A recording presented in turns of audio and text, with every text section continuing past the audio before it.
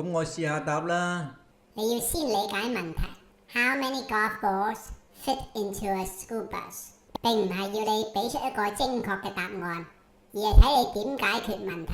過程要展示你嘅邏輯思維、結構化計算能力同清晰嘅表達方式。知道，我試下。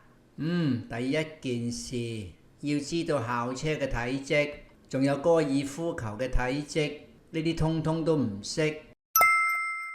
校車？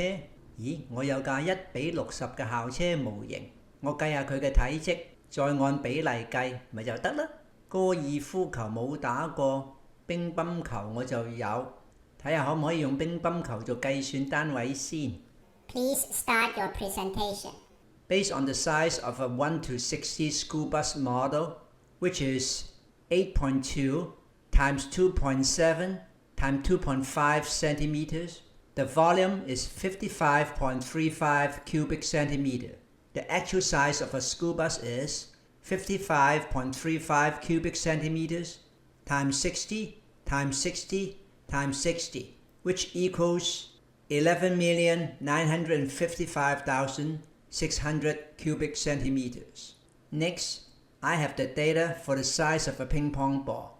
To simplify the calculation, I assume the ball is packaged in a cube of 4 by 4 by 4 centimeters, which equals 64 cubic centimeters. So the number of ping pong balls that can fit into the school bus is 11,955,600 cubic centimeters divided by 64 cubic centimeters, which is around 186,806. 你喺有限嘅資訊同數學能力之下，成功計算出合理嘅數字。呢個過程唔單止反映咗你嘅邏輯思維，仲可以睇到你勇於嘗試嘅心態，真係好值得讚賞啊！